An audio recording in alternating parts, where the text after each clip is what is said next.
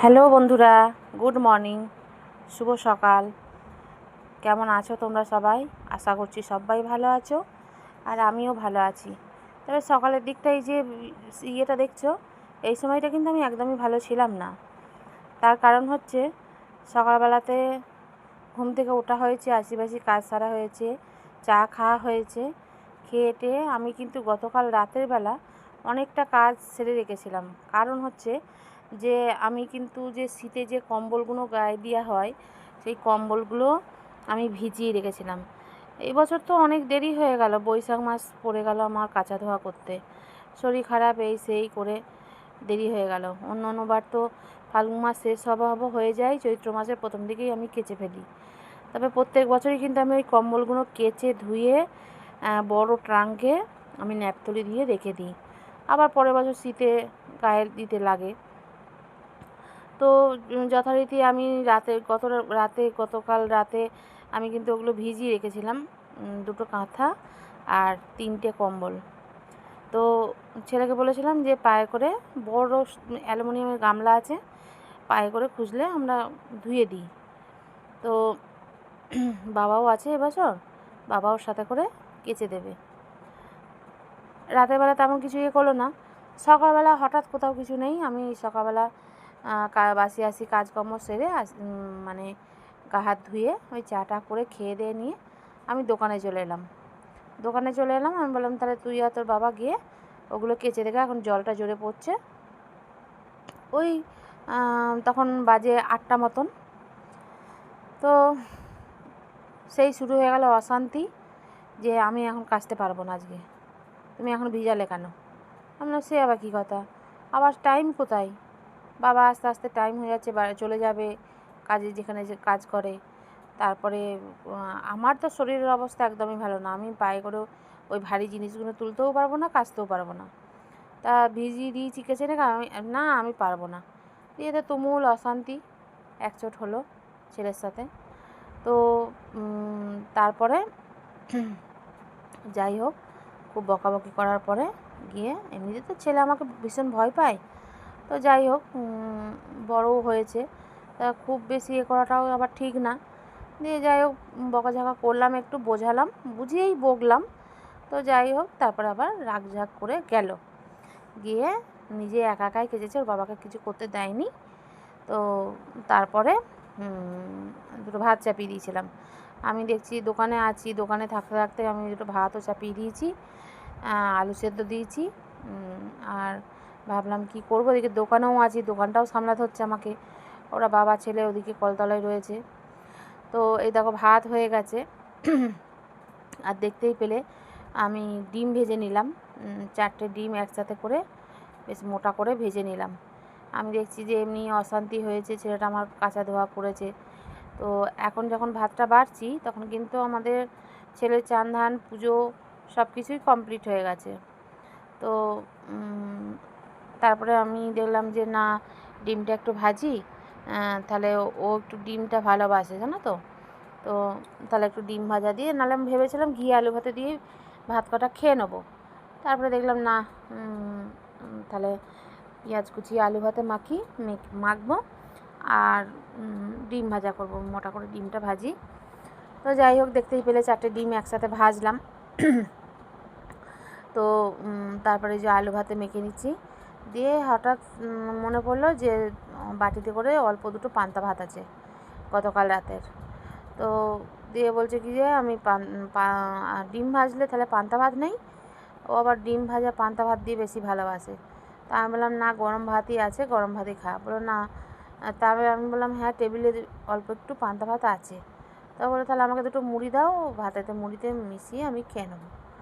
তা আমি বললাম, তা ওর বাবা বলছে না তোকে খেতে হবে না, আমি খাচ্ছি। তা ও বলছে না তোমায় খেতে হবে না, আমিই খাবো। তো ওই দেখো পান্তা ভাতটা ভালো করে ধুয়ে দিলাম, ভালো আছে। তাহলে একবার জলটা পাল্টে দিলাম, আর এই যে দুটো মুড়ি দিয়ে দিতে বললাম, অল্প দুটো ভাত আছে, অল্প দুটো মুড়ি নিয়ে নিল, নিয়ে ওই যে আলু ভাতে দিয়ে ডিম ভাজা দিয়ে সুন্দর করেও কিন্তু খেয়ে নিল। এমনি দেখলাম সকালবেলা বকাঝকা করেছি ছেলেটাকে আমার। তো যাই হোক তারপরে কিন্তু এই যে ডিমটা বেশ কড়া করে ভেজে নিয়েছি, আমার ছেলের খুব মানে প্রিয় একটা খাবার এটা, জানো তো।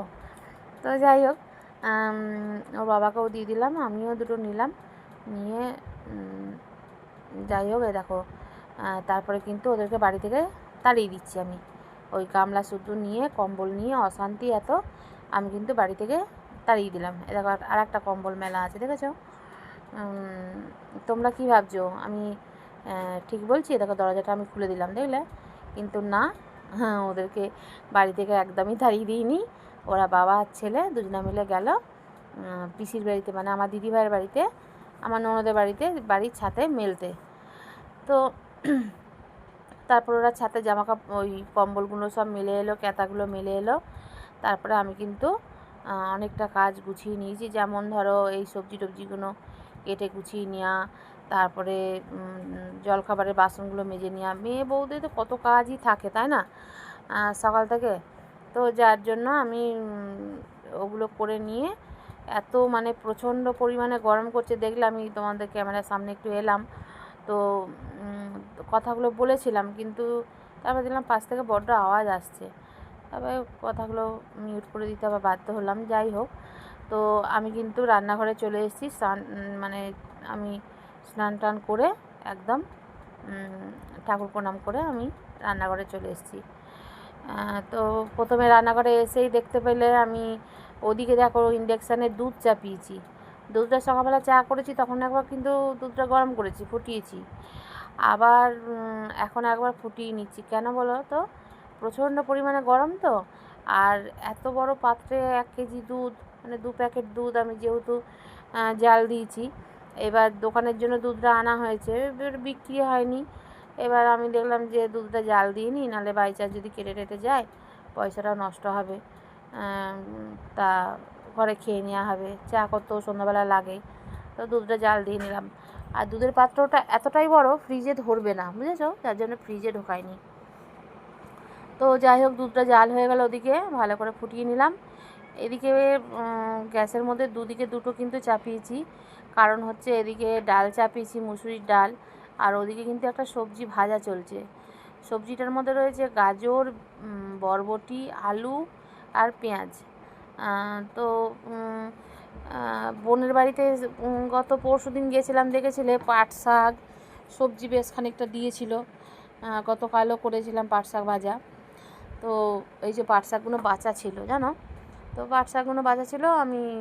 আমার বর বলছে গতকাল রাতে যে দোকানের জন্য তো ধরো আমার আলু পেঁয়াজ বস্তা করে নিয়ে আসতে হয়, আমার একটা ছোট্ট মুদিখানার দোকান রয়েছে বাড়িতে, তো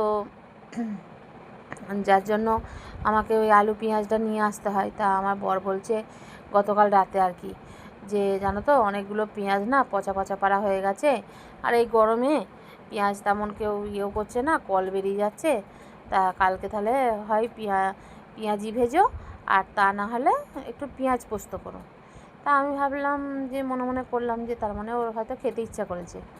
তো আমি বললাম বেশ, তাহলে ঠিক আছে, পেঁয়াজিটা আগের দুদিন করে দিয়েছি, তাহলে পেঁয়াজ পোস্ত করে দেবো, ঠিক আছে? দিয়ে বলে হ্যাঁ হ্যাঁ ঠিক আছে, মানে আমাকে বলতে পারছে না, বুঝেছো তো। তো যাই হোক, আমি বুঝলাম, আরে বাবা এত বছর সংসার করছি, মনের কথাটা বুঝতে পারবো না যে কি বলতে চাইছে আমাকে? তো যাই হোক, আমি কিন্তু ওই দেখো ভাজাটা হয়ে গেল, ভাজাটা মানে দেখো গ্যাসটা কমিয়ে দিয়েছি। এদিকে ডালটা একটা ছোট্ট স্টিলের হাঁড়ি মতন, এটাতে আমি ডালটা চাপিয়েছি। ডালটা সেদ্ধ হয়ে যাওয়ার পর কিন্তু মানে ডালটা হতে হতে আমার ভাজাটা হয়ে গেল, ওদিকে দুধ গরম হয়ে গেল, আবার কিন্তু আমি এদিকে পেঁয়াজ পোস্তটা চাপাচ্ছি, তার জন্য তেল দিলাম কড়াই। তো যাই হোক, দেখো আমার কেমন গলায় লেগে গেল। তো ডালটা হতে হতে দেখেছো, ডালটা কিন্তু একদম গ্যাসটা কমানো আছে, ডালের গ্যাসটা পিটপিট করে হতে হতে আমার কিন্তু ওদিকে দুটো রান্না হয়ে গেল, ওদিকে দুধ গরমও হয়ে গেল। তো দেখতে পেলে ডালটা কিন্তু সেদ্ধ হয়ে গেল। তারপরে কিন্তু আমি পাতাগুলো দিয়ে দিলাম ডালের মধ্যে, দিয়ে ভালো করে নুন হলুদ দিয়ে, মানে নুন আগেই দিয়েছিলাম, হলুদটা দিয়ে ভালো করে সেদ্ধ করে নিলাম। তারপরে কিন্তু ওর মধ্যে একটা ফোড়ন দিলাম, পাশের কড়াইটায় ভাজাটা নামিয়ে আমি কিন্তু কড়াইয়ে তেল দিয়ে বেশ খানিকটা রসুন, পেঁয়াজ আর শুকনো লঙ্কা ফোড়নে দিয়ে আমি কিন্তু ওইটার মধ্যেই দিয়ে দিলাম, মানে ডালটা আর কড়াইয়ে ঢাললাম না, তাহলে আবার কড়াইটা এমনি আমাকে ধুতে হবে, ঠিক আছে, তাহলে ওইটার মধ্যেই হয়ে যাচ্ছে।